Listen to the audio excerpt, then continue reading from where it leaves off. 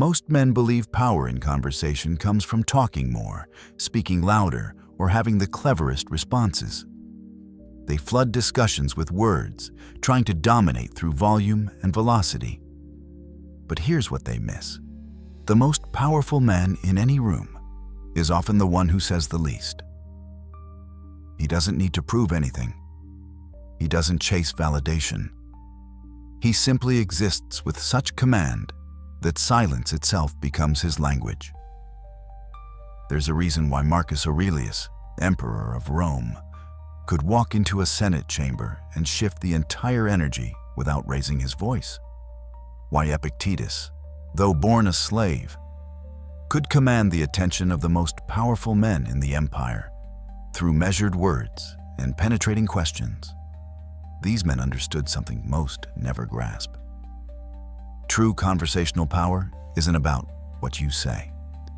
It's about what you control, your presence, your frame, your response, and most importantly, your restraint.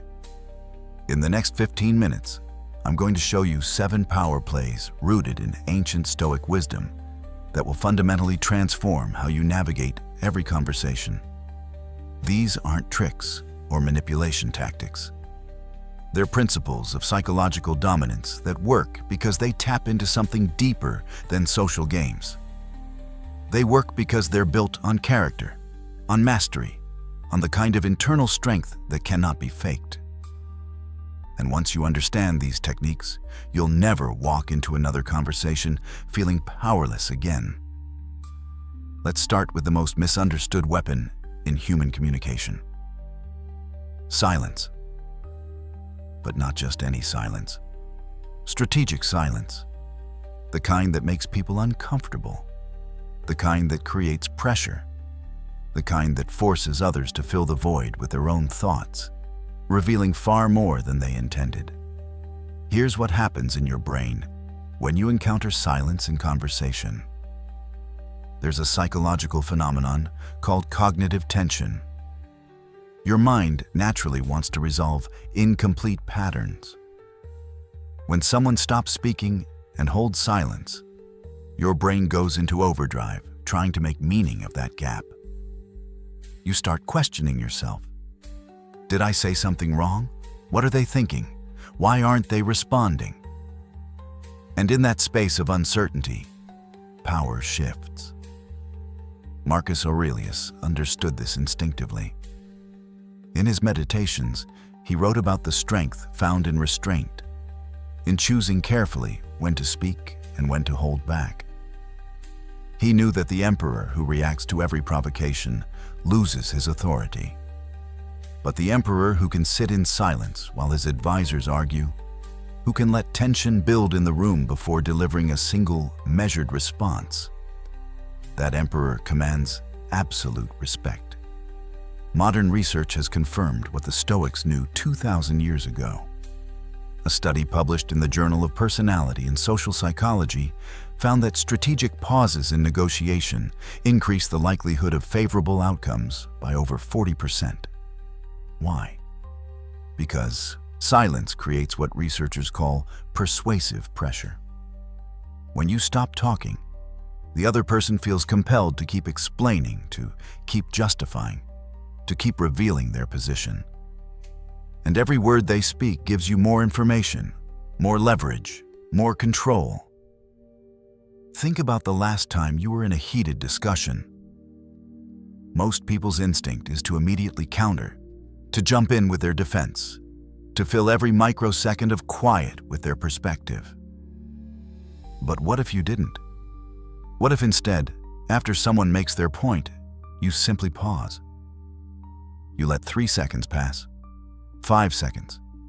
You maintain eye contact. You show you're considering what they said. And then, only then, do you respond.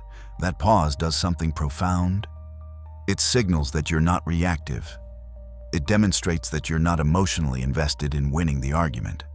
It shows that you're operating from a place of strength, not insecurity. And paradoxically, that makes everything you say afterward carry 10 times more weight. Because now people know you only speak when you have something worth saying. But here's the critical distinction. Strategic silence isn't about playing games. It's not about trying to manipulate people through awkward pauses. It's about genuinely taking time to process, to think, to respond rather than react. The Stoics called this rational delay, the space between stimulus and response, where wisdom lives. And when you master that space, you master the conversation. Now let's talk about the second power play, the question framework. And this might be the most overlooked form of conversational dominance, because whoever asks the questions controls the frame. Epictetus taught his students that the quality of your life is determined by the quality of your questions. He wasn't just talking about self-inquiry.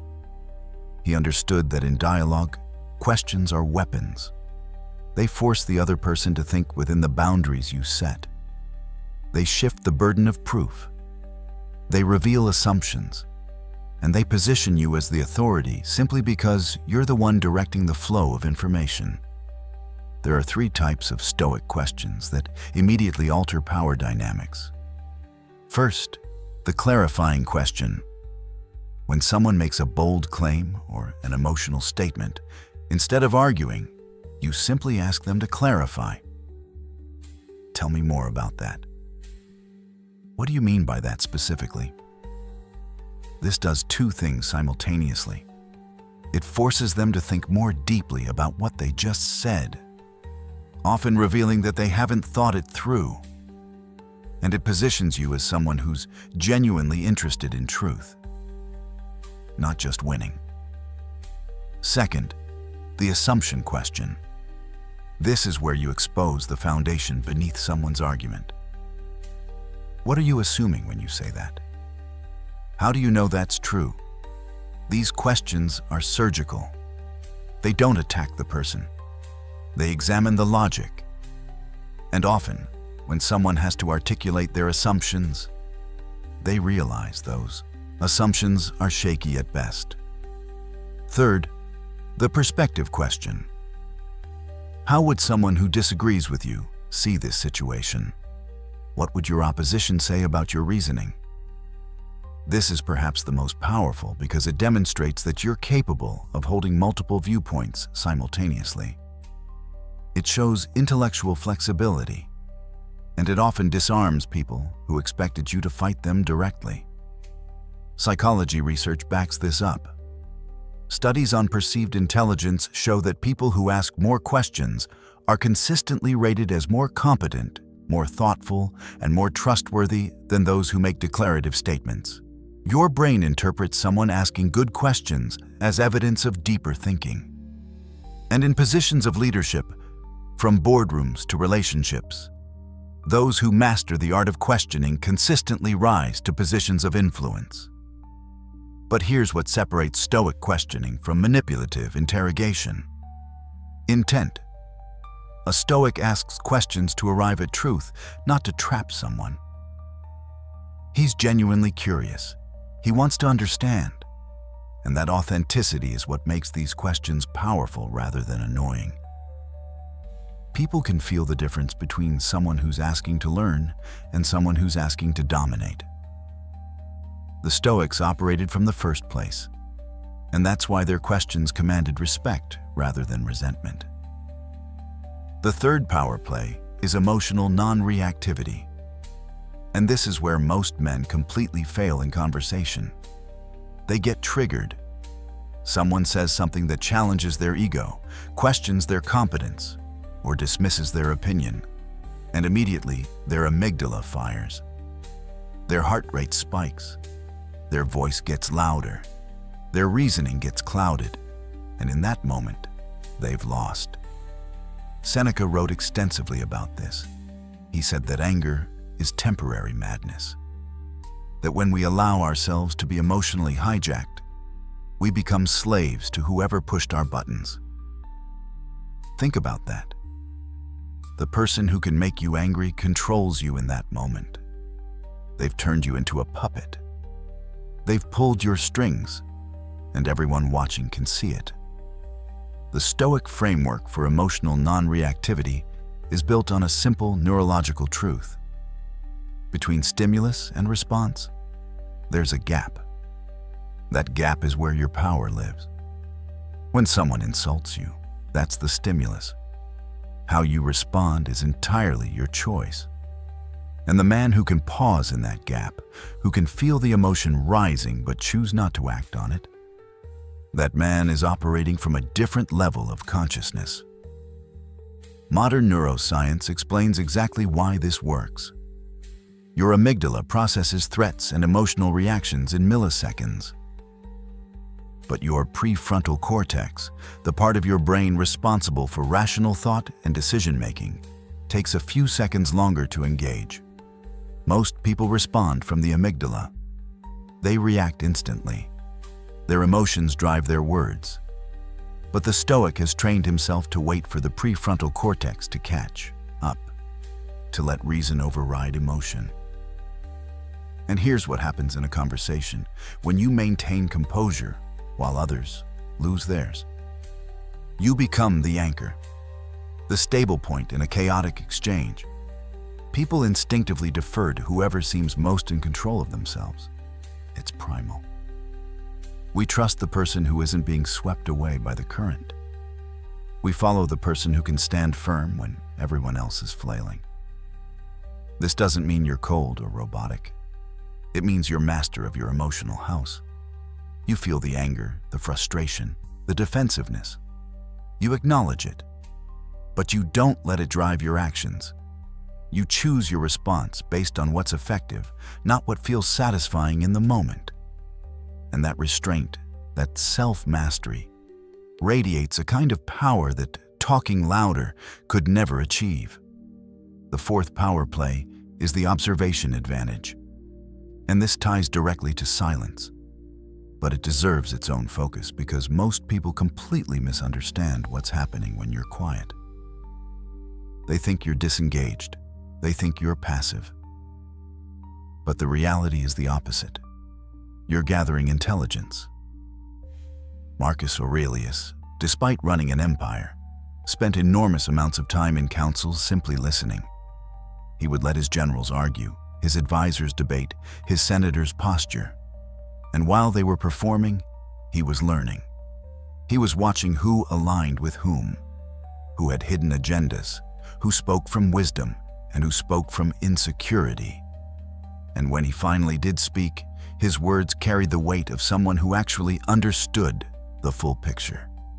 There's a principle in information warfare. Whoever has more information has more power. In conversation, people who talk constantly are giving away their position. They're revealing their thinking, their fears, their desires, their weak points. But the person who listens, who observes, who asks clarifying questions and then goes quiet again, that person is building a comprehensive map of the battlefield. Silent people collect data while others reveal. They notice micro-expressions.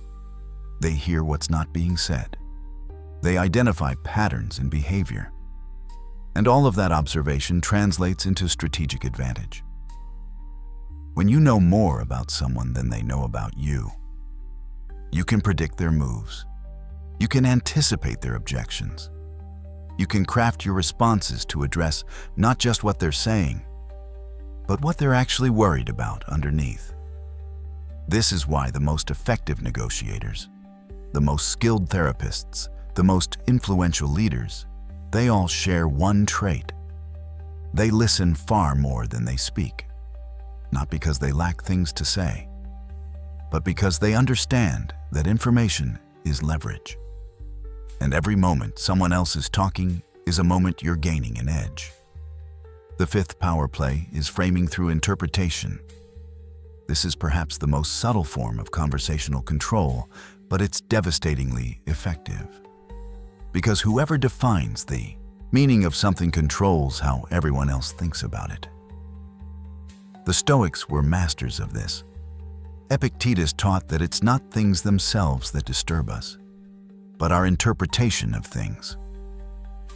He was talking about internal philosophy, but the principle applies equally to dialogue.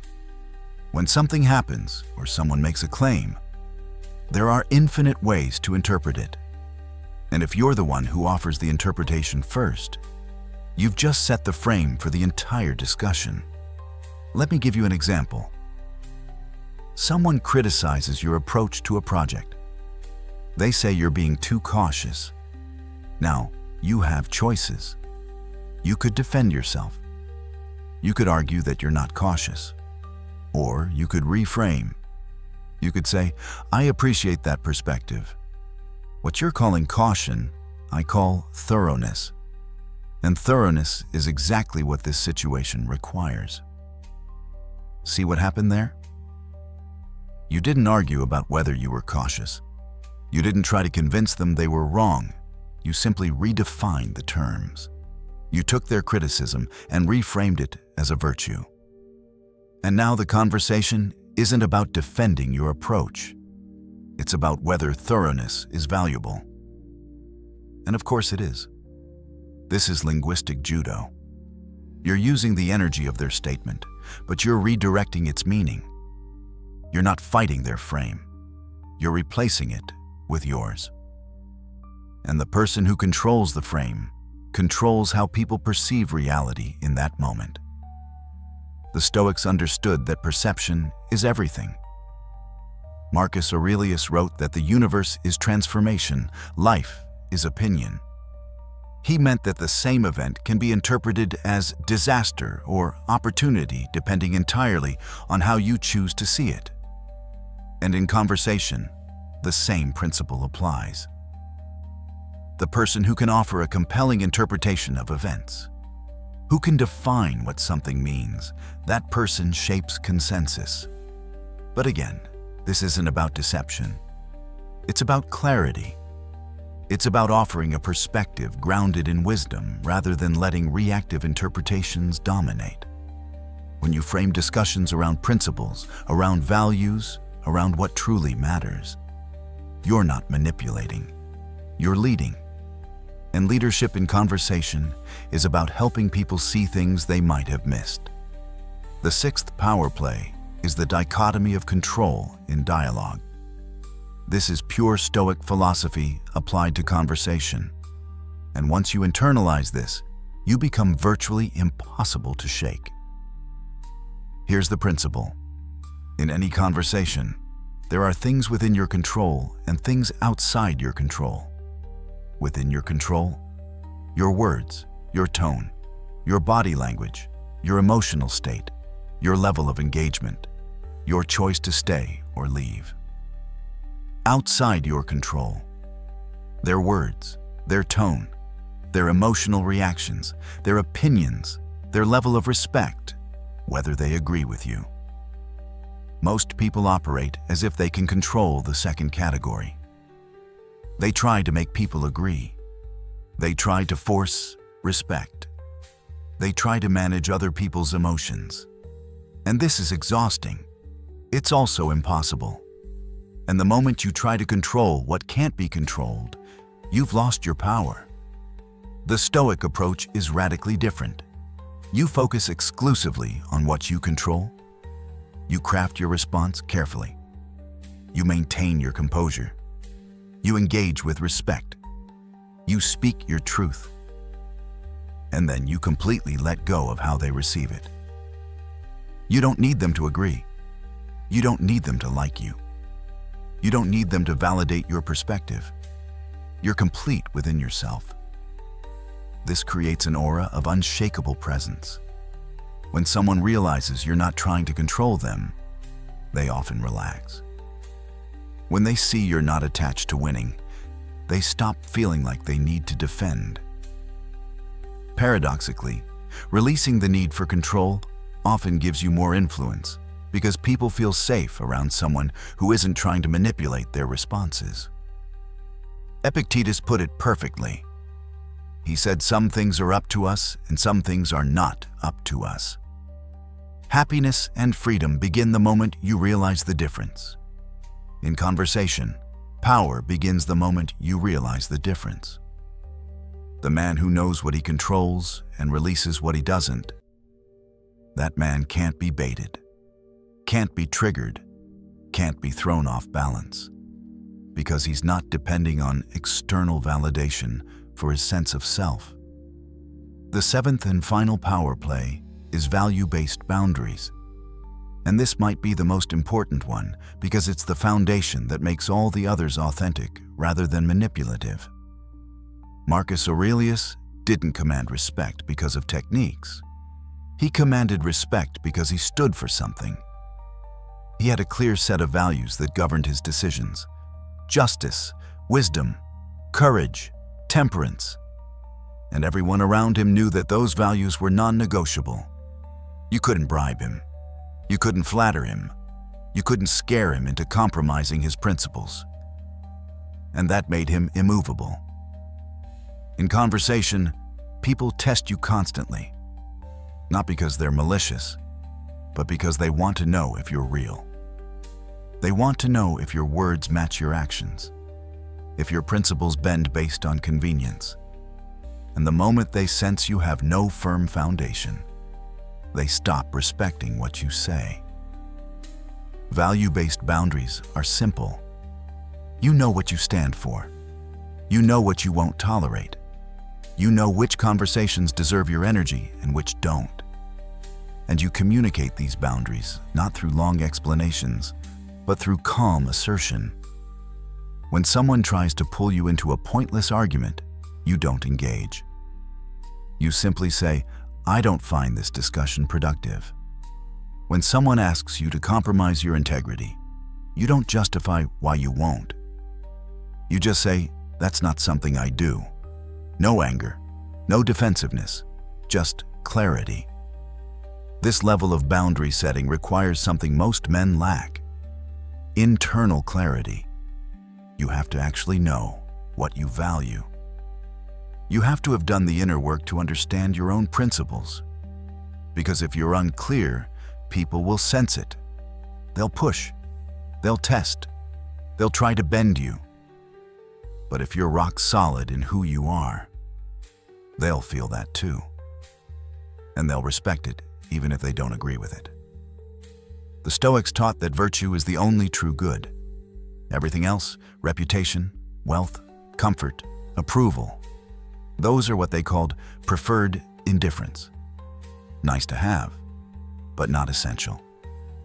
When you operate from that framework, you become incredibly difficult to manipulate in conversation. Because you're not chasing anything. You're not trying to win their approval. You're not afraid of their disapproval. You're simply being who you are, grounded in principles that don't shift based on circumstances. Now, here's how all 7 of these power plays work together to create what I call the Stoic conversational framework. Because in isolation, each technique is powerful.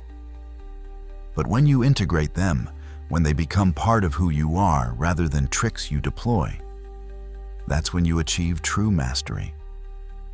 Imagine walking into a conversation with someone who's aggressive, someone who's trying to dominate, someone who's used to pushing people around. You start with silence. You don't rush to fill space. You let them speak first. As they talk, you're observing. You're noticing their patterns, their emotional triggers, their underlying fears driving their aggression. Then you ask questions, not to attack, but to clarify. You maintain emotional non-reactivity even when they try to provoke you. You reframe their attempts at dominance as insecurity, not out loud, but in your own mind, which changes how you respond to them. You focus only on what you control, your composure, your words, letting go of any need to change them. And you maintain clear boundaries, walking away if the conversation becomes unproductive. What happens? They can't get a rise out of you. They can't manipulate you. They can't dominate you. And often, they end up respecting you because you're the first person who didn't play their game. You operated from a completely different level, a level of mastery rather than survival. This is the difference between manipulation and mastery. Manipulation tries to control others. Mastery controls the self. Manipulation needs specific outcomes. Mastery remains grounded regardless of outcomes. Manipulation depletes your energy because you're constantly managing external variables. Mastery preserves your energy because you're only managing internal ones. The character foundation is critical here. All of these techniques amplify who you already are. If you're using them from a place of ego, people will sense the incongruence. But if you're using them from a place of genuine self-mastery, from a commitment to wisdom and virtue, they become expressions of your character rather than tactics you're deploying. Authenticity amplifies everything. When your silence comes from genuine reflection rather than calculated pause, people feel it. When your questions come from real curiosity rather than strategic positioning, people open up. When your non-reactivity comes from actual emotional mastery rather than suppression, people trust it. The Stoics weren't teaching performance. They were teaching transformation. And here's the beautiful paradox at the center of all this. The moment you stop needing to win conversations is the moment you become most influential in them. When you're complete within yourself, when your sense of worth doesn't depend on others agreeing with you, you operate from such a centered place that people are naturally drawn to your perspective. Not because you forced them, but because your calm certainty is magnetic. Marcus Aurelius never chased influence. He simply lived according to his principles, spoke his truth without attachment, and let the chips fall where they may. And because of that authentic power, he's remembered 2,000 years later as one of history's greatest leaders. That's the kind of lasting impact that comes from mastery rather than manipulation. So here's what I want you to understand. These 7 power plays aren't about dominating others. They're about mastering yourself. They're about developing such strong internal control that external chaos can't shake you. They're about becoming the kind of man who walks into any room, any conversation, any conflict, and remains unshakable. Not because you're cold, not because you don't care, but because you've done the work to build character that can't be rattled by circumstances. The Stoics called this the inner citadel, the fortress of your mind that no external force can breach. When you build that fortress through practice, through discipline, through constant self-examination, you become conversationally unstoppable. Not because you always win arguments, but because you never need to. Start with one technique this week. Maybe it's strategic silence. The next time someone says something provocative, pause. Count to 5. Then respond. Notice how it changes the dynamic. Or maybe it's asking better questions. Instead of declaring your opinion, inquire about theirs. See how it shifts your understanding and their receptiveness. The path to conversational mastery isn't quick. The Stoics knew this. Marcus Aurelius wrote his meditations over decades. Epictetus taught his students that philosophy is daily practice, not one-time learning. But every conversation is an opportunity. Every interaction is a chance to apply these principles. And slowly, through consistency, you transform not just how you communicate, but who you are. If you want more of this, if you want to continue building this foundation of Stoic wisdom applied to modern challenges, hit that subscribe button right now. This isn't just content. This is a brotherhood, a community of men committed to rising above reactive patterns, to mastering themselves, to becoming forces of calm strength in a chaotic world. Remember this: in any conversation, you have a choice. You can operate from ego, from insecurity, from the need to be right. Or you can operate from mastery, from strength, from the quiet confidence of someone who knows their worth doesn't depend on winning. The first path leads to endless conflict, exhaustion, and hollow victories.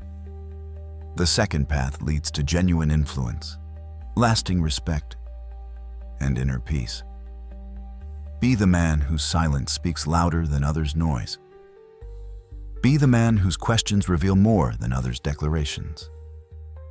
Be the man whose composure remains steady when everyone else loses theirs. That's not just conversational power.